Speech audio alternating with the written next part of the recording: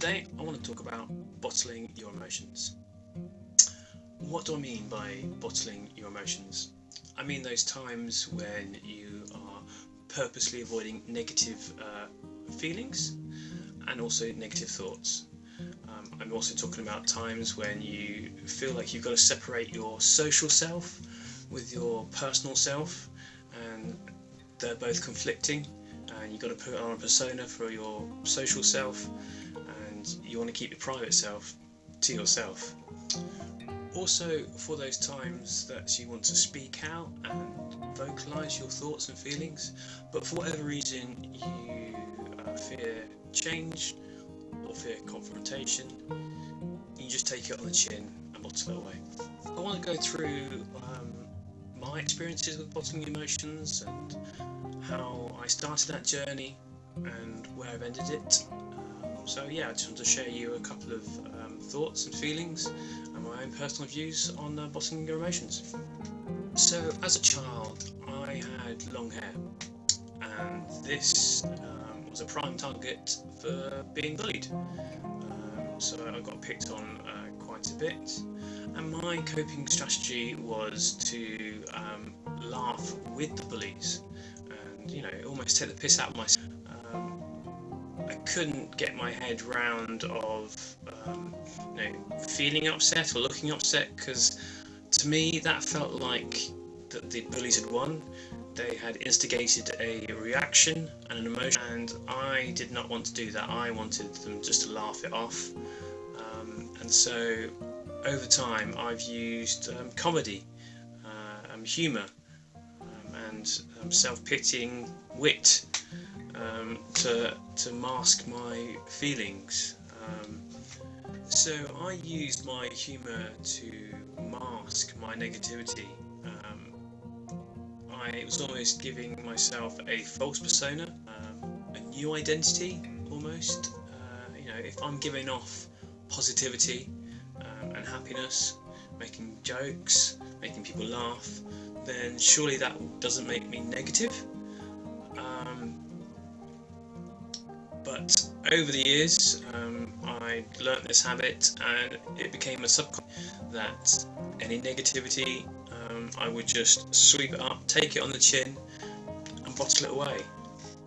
With my new persona, I was beginning to separate myself from positive Jack to a negative Jack, and over the years, we grew apart, and I was suppressing the negative and solely sticking with the positive, and that took a toll on my mental health. I was becoming extremely exhausted. I was blaming other things for my exhaustion, from my relationships to work, to other issues going on in my life. But I didn't think it was down to me bottling my emotions and almost having two separate selves. Also, the hard thing about bottling your emotions is that at the very beginning it's very easy. It's like putting a penny into a coin bag. Every negative thought, you put a penny in the bag, but over time that bag of coins is particularly heavy, and you can just take one coin, one penny piece, to split the bag and the coins to go everywhere. Bottling your emotions can affect other people other than just you. Take love, for example. I want to tell you about my first love. We started off as friends, and over the next couple of months, really felt a strong connection with her. It's the first time I ever felt love for a person. But I was so scared of change, of changing the dynamic between us, changing the energy between us, changing the way she saw me. We had this strong emotional connection. If she had any troubles on her mind, she would always come to me, and we'd have a chat about it, and I absolutely loved feeling needed, for lack of a better word. But I was, again, so scared of any changes, that I didn't see anything for about 2 years. And during these 2 years,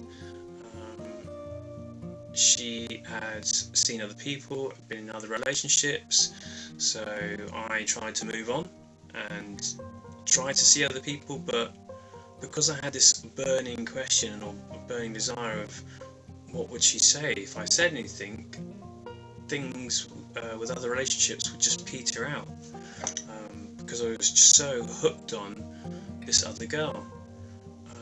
It took me 2 years to finally say something to her, and unfortunately it wasn't reciprocated. But looking back in hindsight, I always wish that I'd said something sooner, rather than letting it build up in my head of imaginations of what could be, what ifs. I always felt that if I went back and did it again, I'd say something sooner, and that way I would have been able to heal. It's all about the fear of rejection for me. I mean, I think for anybody, they don't want to feel rejected, but if I'd said something sooner, I would have been able to heal from it sooner, and possibly developed stronger relationships with other people. So if you get a chance to, I would highly recommend to letting go of that fear, of that angst of what could be and what if. And if you love someone, let them know. You never know what could happen. I've added a link down in the description box below to a lovely YouTube channel that I think you'd really enjoy. It's a YouTube channel where they interview people on the street, asking them to see whether they'd called up the person that they'd had feelings for or love, to see whether they can go on a date. And you will see a lot of highs and you'll see a lot of lows as well. But I think it really encourages you to share your emotions with your friends and the people that you love. So to summarise, I'd say try and talk to your best friends, people that you trust. Talk about anything that's on your mind.